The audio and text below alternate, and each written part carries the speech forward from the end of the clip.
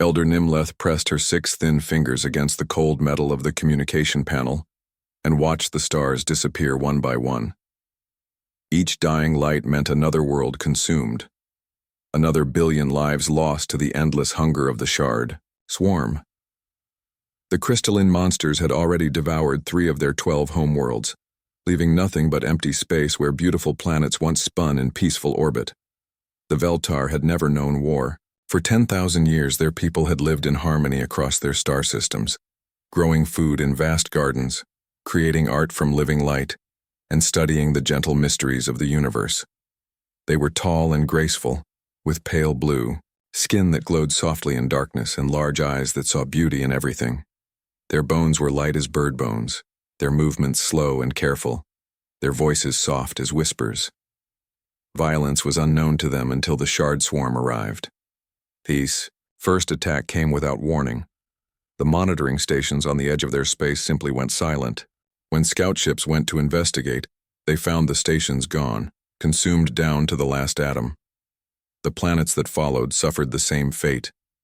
The shard creatures ate everything: rock, metal, atmosphere. Even the light itself seemed dimmer after they passed. Nimleth had tried everything. She sent diplomatic messages offering friendship and trade. The shards ignored them. She offered to share their knowledge of art and science. The shards kept eating. She even offered to relocate her entire species to new worlds far away. The shards followed them anyway. These crystal monsters had no interest in anything except consumption. Now only 9 worlds remained, and the shard swarm grew larger with each victory. Their ships were not built but grown, forming from the matter of consumed planets into massive geometric shapes that cut through space like living knives. Each ship contained millions of connected minds, all focused on a single purpose: find food, eat food, grow stronger, repeat forever. The Emergency Council had gathered in the deep chambers beneath the capital city of SciFiPrime. 300 of the wisest Veltar sat in a circle, their soft voices barely audible as they discussed their impossible situation. Their fleet consisted of exploration vessels and cargo ships. Their weapons were tools meant for mining asteroids. Their soldiers were actually gardeners who had never hurt any living thing. "We must send the call," said Nimleth, her voice breaking with emotion. "The galaxy-wide distress signal. Someone must help us." Old Morthek, the eldest of their kind, shook his ancient head sadly. "Who will come, child? The Zenthari are too far away. The Blisk care only for profit. The Federation has their own problems. We are alone." But Nimleth had already made her choice. She activated the quantum transmitter, the most powerful communication device their species had ever built. The message would reach every star system in the galaxy, broadcasting on every frequency and every known language.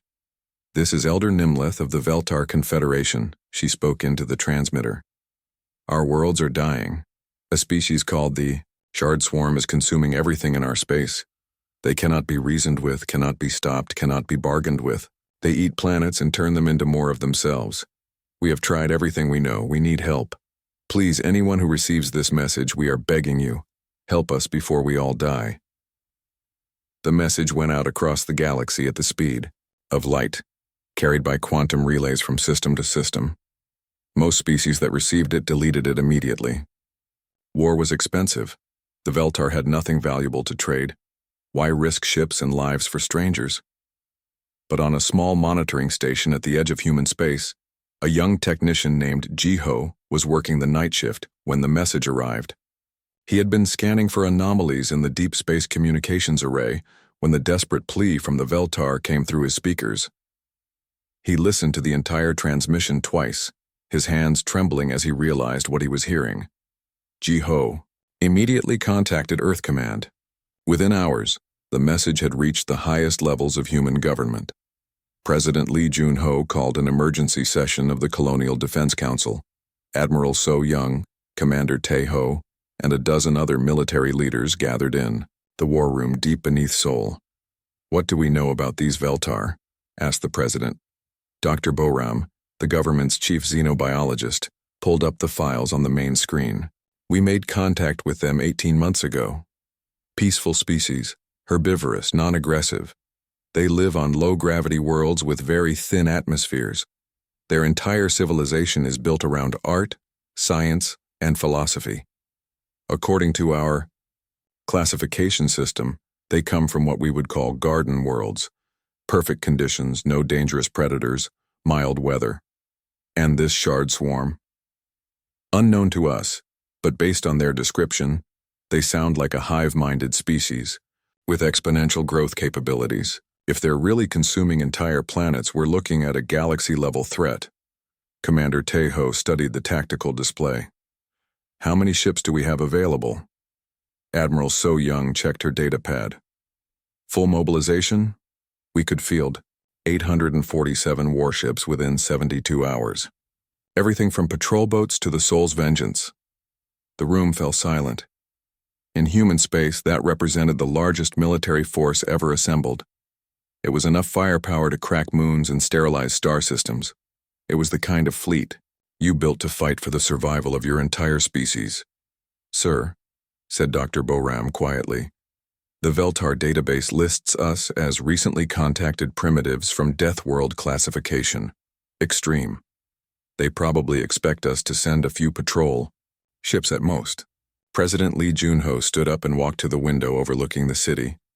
Millions of lights twinkled in the darkness, each one representing human lives, human dreams, human determination. His people had fought their way up from the bottom of a hostile world's food chain. They had survived ice ages, plagues, wars, and disasters that would have destroyed gentler species. They had turned their planet's attempts to kill them into strength. Mobilize the fleet, he said finally. All of it. Sir? Admiral So Young looked surprised. That's our entire defensive capability. If this shard swarm consumes the galaxy, we won't need defensive capability. We'll need a new galaxy. The president turned back to face his advisors. Besides, someone asked for help, and we can give it. 3 days later, the largest human fleet in history prepared to jump to Veltar space. The Soul's Vengeance led. The formation, its massive bulk bristling with weapons that could turn continents into glass. Behind it came heavy cruisers, destroyers, assault carriers, and support ships. Each vessel was built for one purpose: war. On the bridge of the Soul's Vengeance, Commander Tejo checked his tactical displays one final time. His weathered face showed the scars of a dozen battles, his hands steady on the command controls. He had fought pirates in the asteroid belt, rebels on the outer colonies, and alien raiders beyond the frontier. But this would be different. This time, they were not fighting for territory or resources. They were fighting to save an entire species from extinction. All ships report ready, sir, announced his communications officer. Very well. Begin jump sequence. All ships, follow my lead. The human fleet activated their faster-than-light drives and disappeared from Earth's solar system, leaving only empty space and the fading glow of jump drives. They were heading into the unknown, toward a desperate species that had no idea what kind of help was coming their way. In Veltar space, Elder Nimleth waited and hoped and watched the stars continue to die. The first thing Elder Nimleth noticed when the human fleet arrived was that her instruments could not count them all. The sensors kept adding numbers: 200 ships, 400 ships, 600 ships, until finally the computer gave up and simply displayed massive fleet detected. Through the observation dome of the space station, she watched in growing amazement as ship after ship materialized out of hyperspace. These were not the sleek, elegant vessels of civilized species. These were brutal, angular things covered in armor plating and weapon arrays. They moved with purpose and precision, forming battle lines and defensive formations as if they expected immediate attack. The largest ship, a monster of metal and energy, was longer than some of Veltar's space habitats and bristled with gun barrels the size of city blocks. By the light of home, whispered Morthek, the elderly Veltar scientist standing beside her. What have we called to our aid?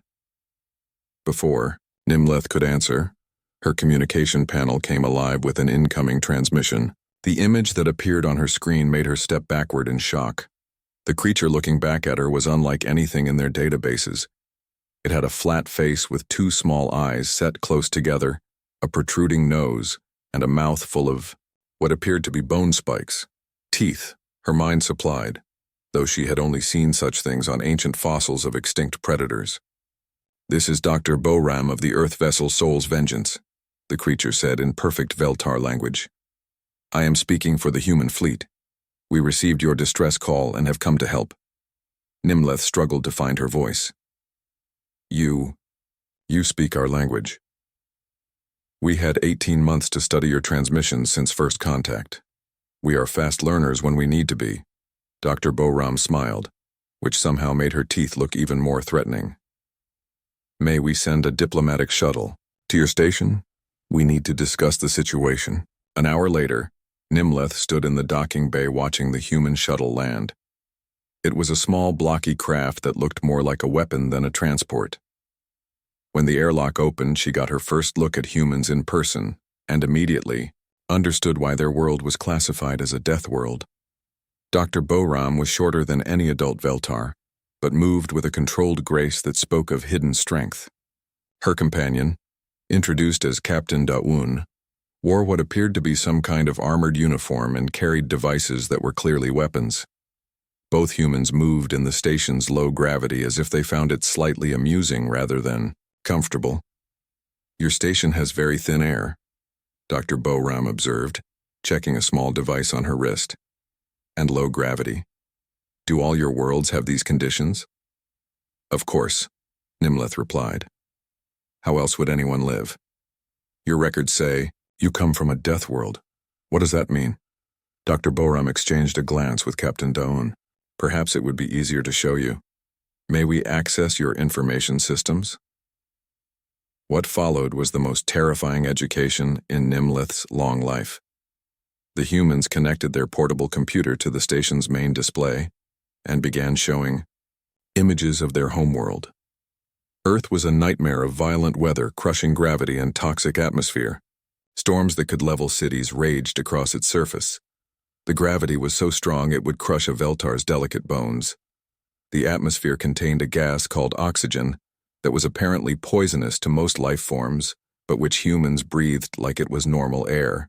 "This is why we call it a death world," Dr. Boram explained calmly while showing images of volcanoes that melted rock and hurricanes that spanned continents.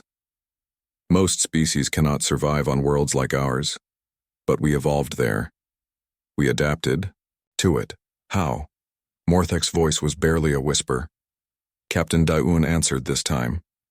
"We became very good at not dying. Our bones are dense and strong. Our muscles can operate in high gravity. Our blood carries oxygen efficiently. Our immune systems fight off diseases that would kill most species. And when something tries to hurt us," she shrugged, "we learn to hurt it back first." Nimleth stared at the tactical information the humans were sharing. Their military technology was incomprehensible. They had weapons that could destroy entire moons, ships that could ram through asteroids without taking damage, and soldiers who wore armor that weighed more than an adult Veltar. But the most shocking revelation came when Dr. Boram casually mentioned their fleet composition.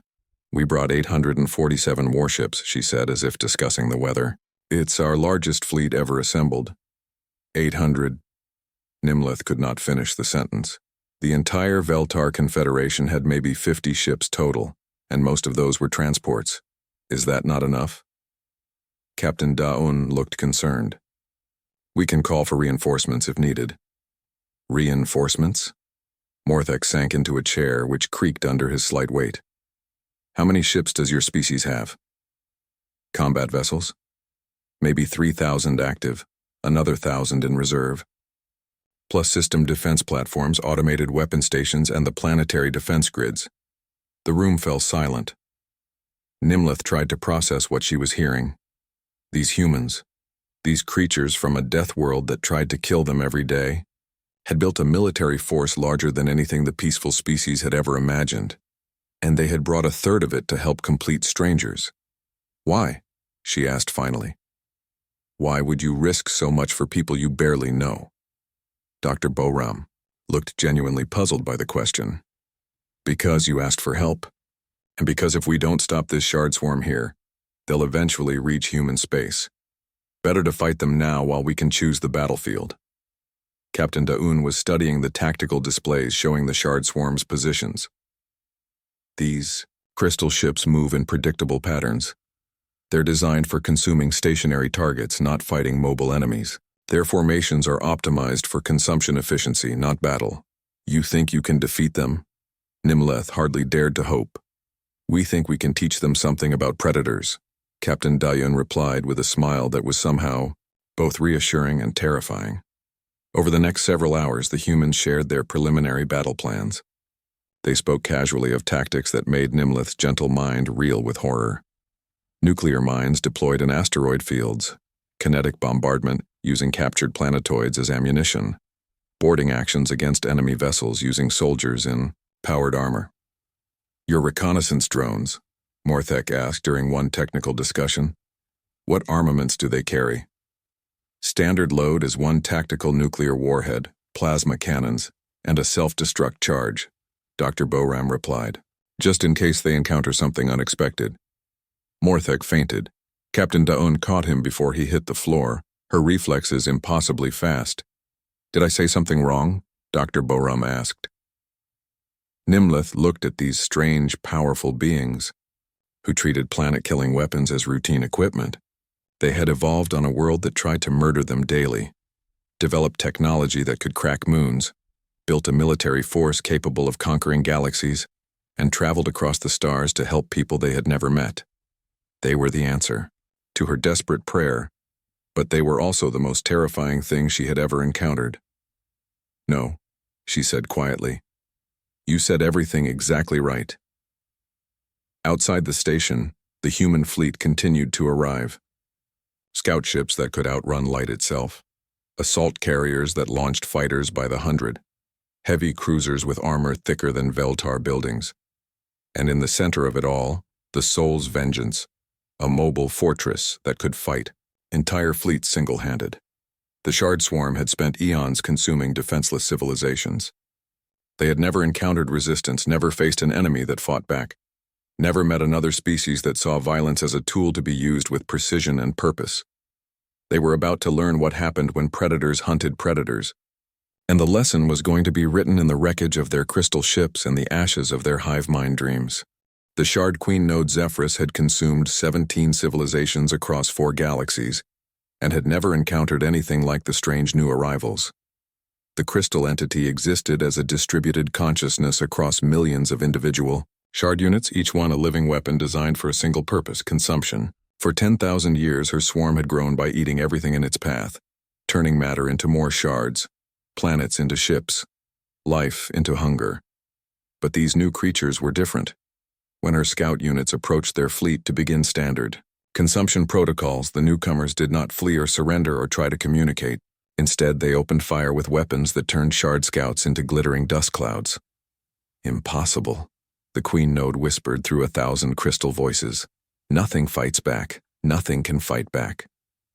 She was about to learn how wrong she was. Commander Teho stood on the bridge of the Soul's Vengeance and watched his tactical display track the approaching Shard forces. The enemy moved in perfect geometric formations, their crystal ships catching and reflecting the light of nearby stars. Beautiful, he thought, in the way that avalanches and volcanic eruptions were beautiful, natural disasters that cared nothing for the life they destroyed. Enemy scouts entering engagement range, reported his tactical officer. 12 units, diamond formation, approaching at sub-light speeds. They're being very polite about it, observed Navigator Kyung-min from her station. Almost like they're expecting us to just sit here and let them eat us. Maybe that's exactly what they expect, Teho replied. All civilizations so far have been peaceful. They've never faced military resistance. He activated the fleet communication system. All ships, weapons free. Let's introduce ourselves properly. The first salvo from the human fleet lit up space like a newborn star. Plasma beams, kinetic projectiles, and energy weapons reached across thousands of kilometers to embrace the Shard scouts. The crystalline ships, beautiful and delicate, shattered under the assault like glass sculptures hit by sledgehammers. 11. Targets destroyed, the tactical officer announced. One heavily damaged but still functional. Leave it alive, Tejo ordered. Let it run home and tell the others what happened. The surviving Shard Scout fled toward the main swarm, broadcasting panic signals that the Queen Node had never heard before. Through its fractured crystal matrix, she experienced something entirely new. Fear. The sensation was so alien that she almost dismissed it as system malfunction. Captain Dayun received her orders 30 minutes later. Take a fast attack squadron, probe the enemy main force, gather intelligence, and withdraw. Standard reconnaissance in force. What she actually did was teach the Shard Swarm that humans had very creative definitions of standard. Her squadron of 12 assault frigates dropped out of hyperspace directly in the middle of a Shard formation, caught them completely by surprise, and began shooting everything in sight. The Shard ships were designed for consumption, not combat. They had powerful mining beams and matter conversion systems but very limited defensive capabilities. Against human warships built specifically for violence, they were helpless. Target-rich environment, Da'un announced cheerfully as her ship's weapons began systematically dismantling Shard vessels. Recommend we start with the big ones and work our way down. The Shard ships tried to respond with their standard tactics: surround the target, use mining beams to break it apart, convert the pieces into raw materials. But Da'un's ships were too fast, too maneuverable, and too well armored. They danced between the crystal formations like sharks among jellyfish, tearing apart anything that got in their way. Sergeant Wu Jin got his chance to make history during the first boarding action. His Marine squad used breaching pods, essentially missiles, with soldiers inside, to punch through the hull of a Shard capital ship and establish a foothold inside enemy territory. What they found was unlike anything in human experience. The interior of the Shard ship was alive, walls of living crystal that pulsed with bioluminescent patterns. The corridors were not built, but grown, forming organic curves and branches like the inside of some impossible tree. And everywhere the Shard creatures themselves, beings of living silicon and metal that moved with insectile precision and communicated through harmonic vibrations. Contact front, Wu Jin reported as his squad encountered their first defenders. The Shard warriors were magnificent and terrifying, their crystal bodies reflecting the light from human weapon discharges as they advanced with razor-sharp appendages extended. But the Shards had never fought soldiers before. They had consumed civilians, scientists, artists, and philosophers. They had never faced beings trained from birth to kill other beings efficiently and without mercy. Wu Jin's Marines moved through the ship like a natural disaster, their powered, armor-proof against crystal claws, their weapons designed to destroy anything that stood in their way. Enemy resistance is light, Wu Jin reported as his squad systematically cleared the ship. They don't seem to understand tactics or defensive positioning. Recommend we accelerate the operation. What followed was the first military defeat in the Shard Swarm's long history. The crystal creatures, for all their individual power and collective intelligence, had no experience with warfare. They had been predators for so long that they had forgotten how to be prey. Navigator Kyung-min provided the day's most memorable moment when her pursuit ship was surrounded by Shard interceptors in an asteroid field. Standard procedure would have been to withdraw and call for support. Instead, Kyung-min did something that would be talked about in human military academies for generations. She plotted a series of micro-jumps through the asteroid field, using her faster-than-light drive in tiny bursts to teleport her ship from one position to another with split-second precision. Each jump positioned her ship so that the pursuing Shard vessels crashed into asteroids at high speed, turning billion-year-old rocks into weapons. Navigation log shows 17 micro-jumps in 43 seconds, her engineering officer reported in amazement. That's not supposed to be possible. Tell that to the asteroids, Kyung-min replied, watching the last Shard interceptor slam into a chunk of iron ore the size of a city block. By the end of the first day of combat, the Queen Node was experiencing something else she had never felt before: doubt. Her forces had superior numbers, superior technology, and the accumulated experience of consuming entire civilizations. But these humans fought with a precision and brutality that defied comprehension. They used their ships like living weapons, ramming crystal vessels with armored hulls. They deployed mines that turned asteroid belts into death traps. They boarded shard ships and destroyed them from the inside with the efficiency that spoke of long practice at killing. Most disturbing of all, they seemed to enjoy it. These creatures are not prey, she finally admitted to herself through a million crystal voices. They are predators, like us but different, worse. The realization came too late. While she was processing this new information, Captain Daun's squadron had completed their reconnaissance and withdrawn to human lines. They had gathered complete intelligence on shard fleet composition, technology, and tactical doctrines. More importantly, they had delivered a message that resonated through every crystal matrix in the swarm. The age of easy hunting was over. The humans had arrived, and they were very, very good at breaking things. Commander Taeho reviewed the battle reports with satisfaction. First contact with the enemy had exceeded all expectations. The shard swarm was powerful but predictable, numerous but inexperienced. They had spent so long consuming defenseless civilizations that they had forgotten how to fight. Fleet status? He asked his staff. All ships reporting green. Minor damage to 3 vessels, no casualties, ammunition expenditure within acceptable limits. His operations officer replied. Recommend we proceed to Phase 2.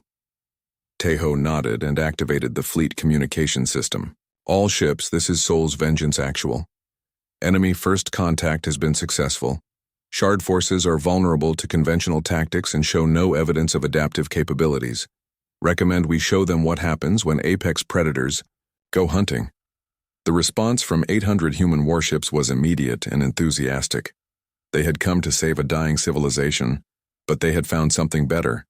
They had found prey.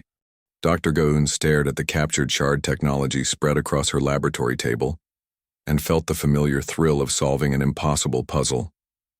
The crystalline fragments were beautiful, geometric patterns that seemed to shift and flow even when motionless, quantum matrices that processed information at speeds that should have been impossible, and energy systems that converted matter directly into usable power without any apparent waste.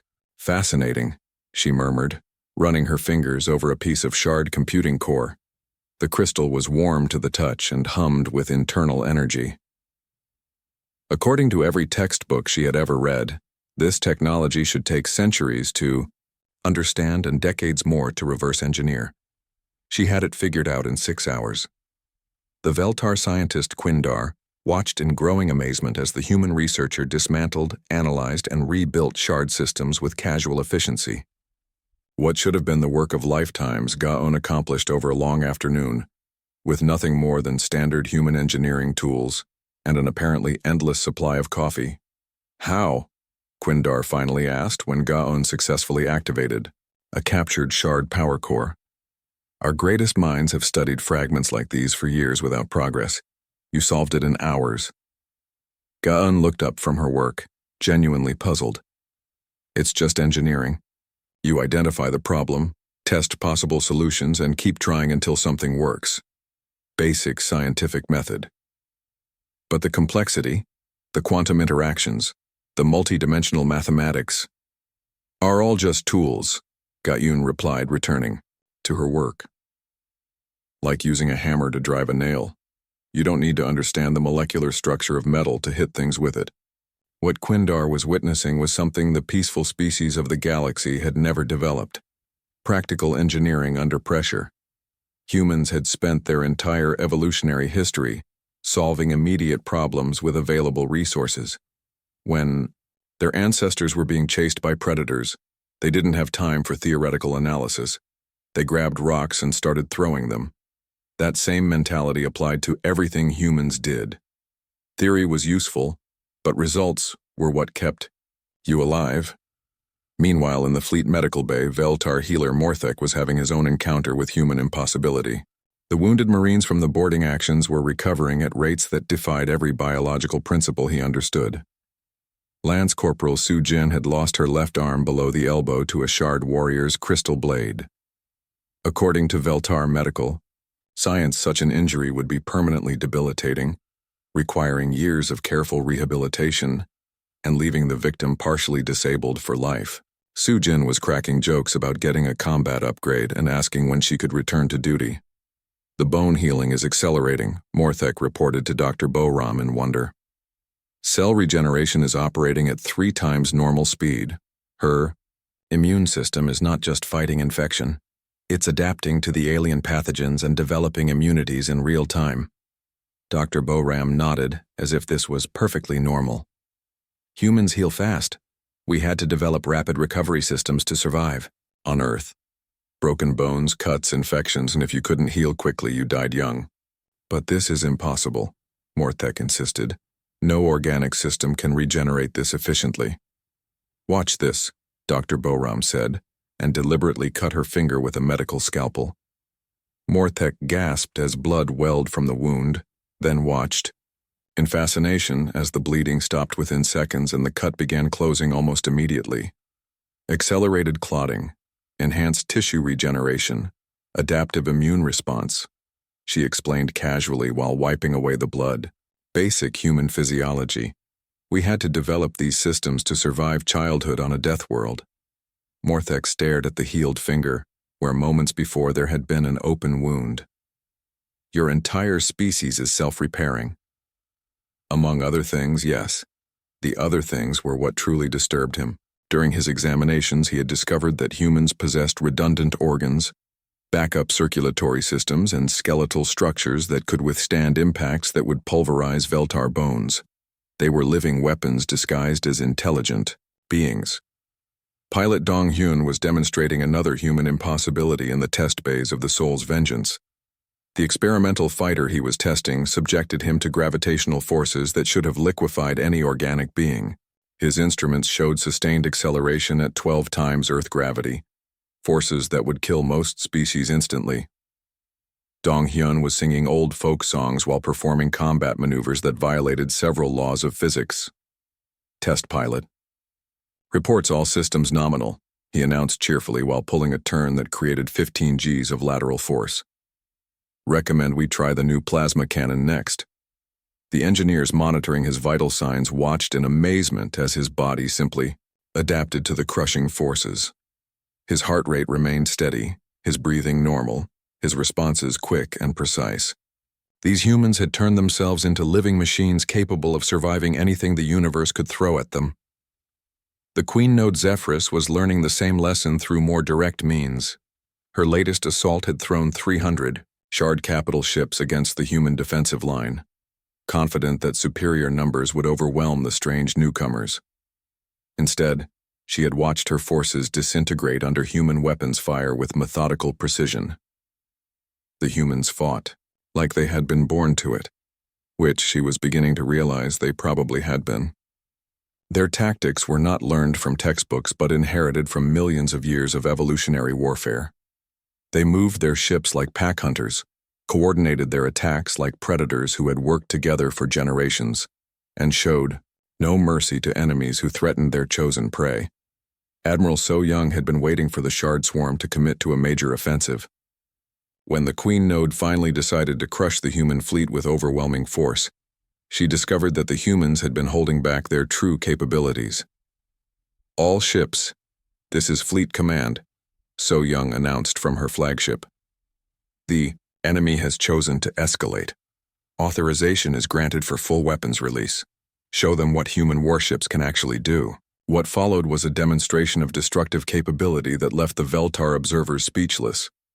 The Soul's Vengeance fired its main gun, a relativistic projectile weapon that accelerated metallic slugs to near light speed and erased an entire Shard battle group from existence. The kinetic impact released energy equivalent to a small star-going supernova, turning crystal ships into expanding clouds of superheated plasma. Target eliminated, the tactical officer reported with the same tone he might use to announce lunch was ready. Other human ships revealed weapons that the peaceful species had never imagined. Gravity bombs that crushed shard formations into compressed matter, quantum disruptors that deleted enemy vessels from reality itself, antimatter warheads that turned battle zones into temporary stars. The Shard Swarm, for all its accumulated power and ancient hunger, had never faced beings who treated planet-killing weapons as routine equipment. Every human ship carried enough firepower to sterilize worlds, and they deployed it with the casual efficiency of gardeners pruning unwanted growth. Impossible, the Queen Node whispered through her fracturing crystal matrix. Nothing should be able to build such weapons. Nothing should want to build such weapons. But humans had built them because humans understood something the Shard Swarm did not. The universe was hostile, violent, and indifferent to suffering. The only way to protect the things you cared about was to be more dangerous than everything else in the darkness. Dr. Gayun finished her analysis of Shard technology and looked up from her laboratory bench with satisfaction. She had not only reverse-engineered their systems, but had found ways to improve them. Human weapons upgraded with Shard crystal matrices would be 40% more efficient. Human shields enhanced with Shard quantum processing would be nearly impenetrable. The technology integration is complete, she reported to Admiral So Young. Recommend we begin fleet-wide upgrades immediately. The Admiral nodded. The humans had not just defeated the Shard Swarm's latest offensive, they had turned it into raw materials for their own advancement. Every attack made them stronger. Every captured ship added to their knowledge. Every battle taught them new ways to be dangerous. The peaceful species of the galaxy watched these developments with growing wonder and terror. The humans had arrived as saviors, but they were revealing themselves to be something far more complex and frightening. They were apex predators who had learned to use tools, and those tools were reshaping the balance of power in the galaxy itself. The age of gentle civilizations was ending. The age of the Deathworlders had begun. The final battle began when the Shard Queen Node Zephyrus made her last desperate gamble. She had watched her swarm diminish with each encounter, seen her ancient certainties shatter under human weapons, and finally understood that she faced not just another species but the end of her eternal hunger. In desperation, she committed every remaining ship, every crystal warrior, every fragment of her distributed consciousness to one final assault. The human response was immediate and overwhelming. Admiral So Young stood on the Bridge of the Souls, Vengeance, and watched her tactical displays fill with enemy contacts. Thousands of shard ships were converging on the human fleet from every direction, their crystal hulls reflecting the light of distant stars like a galaxy of deadly jewels. It was beautiful and terrible, the kind of sight that would be remembered for generations. Enemy fleet composition? She asked her tactical officer. 4,217 capital ships, estimated 15,000 support vessels, unknown number of single-pilot units, came the reply. Total enemy force approximately 20,000 units. Our fleet strength? 847 ships operational, all weapon systems green, all crews at battle stations. The numbers were impossible. The Shard Swarm outnumbered the Toyu human fleet by more than 20 to 1. According to every military textbook ever written, the humans should withdraw immediately or face complete annihilation. Instead, Admiral So Young smiled with the cold satisfaction of a predator that had finally cornered its prey. All ships, this is Fleet Command. The enemy has committed their full strength to this engagement. There will be no retreat, no reinforcement, no second chances. Today we end the Shard Swarm forever. She paused, letting her words sink in across 800 ships and 300,000 human souls. Remember, we came here to save a civilization. We stay here to save a galaxy. The battle began at maximum range with human ships launching volleys of guided missiles and energy weapons into the approaching shard formations. The crystal ships absorbed terrible damage, but kept coming, their quantum-hardened hulls deflecting all but the most powerful attacks. For every shard vessel destroyed, 10 more took its place. Commander Tejo directed the defense from his position aboard the Soul's Vengeance, coordinating fleet movements with the precision of a master conductor, leading a deadly orchestra. Human ships moved in perfect formation, their weapons firing in synchronized patterns that maximized damage while minimizing exposure to enemy fire. Alpha Squadron, concentrate fire on the lead elements, he ordered. Bravo Squadron, protect the flanks. Charlie Squadron, prepare for close engagement. But the Shard Queen Node had learned from her previous defeats. This time her ships moved with new purpose, using coordinated attacks and tactical flexibility. that spoke of desperate intelligence.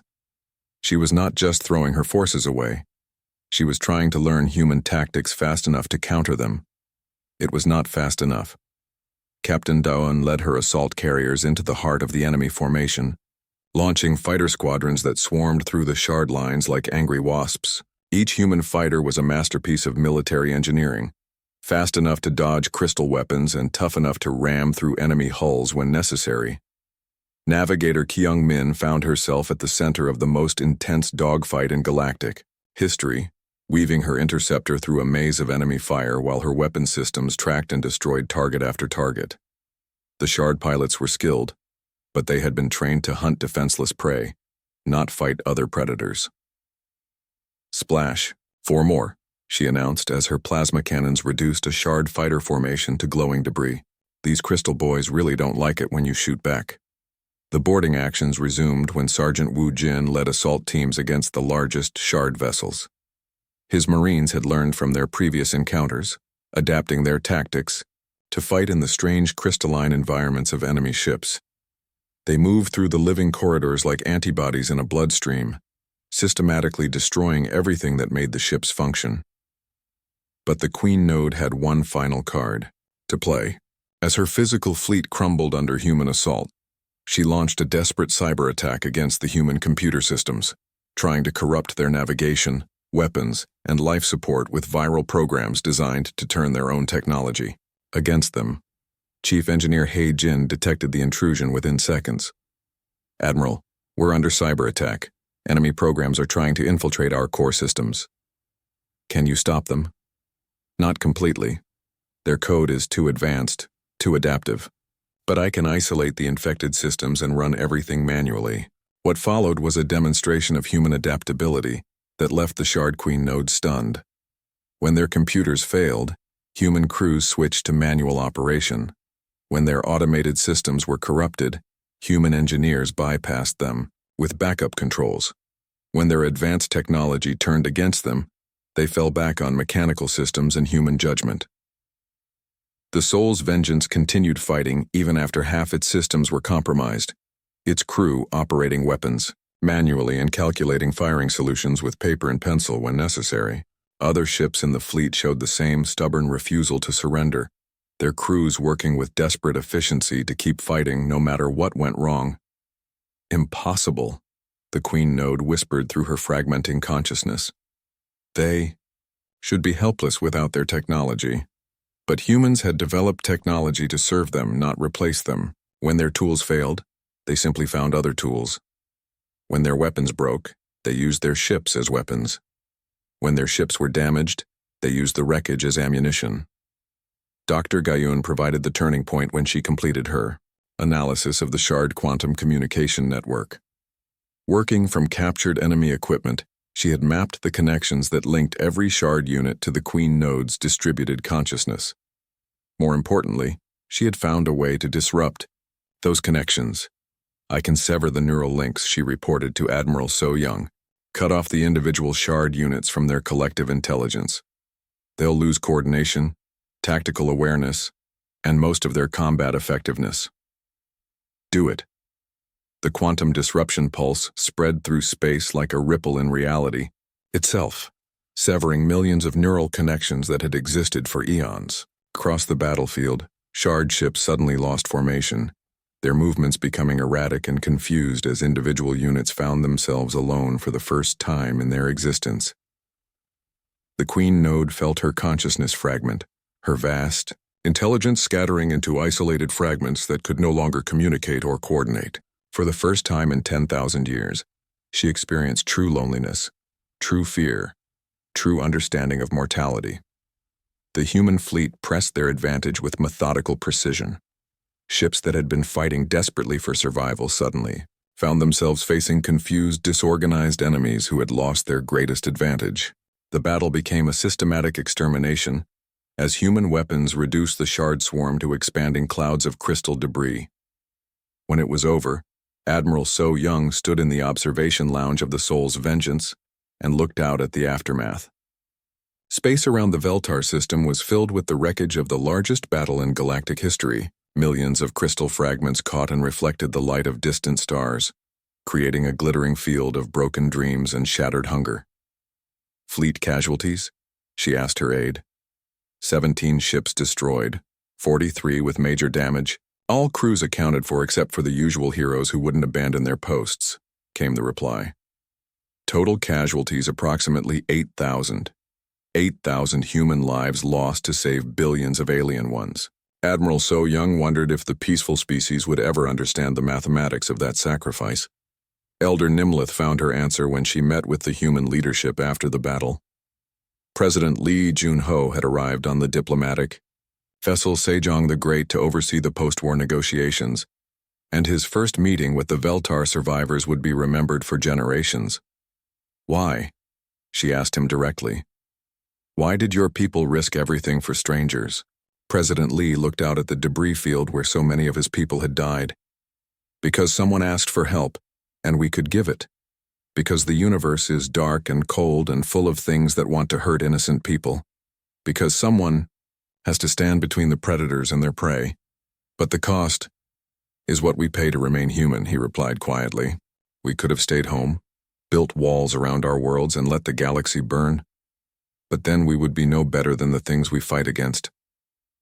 Nimlith studied this strange, powerful being who commanded weapons that could crack planets and fleets that could conquer galaxies.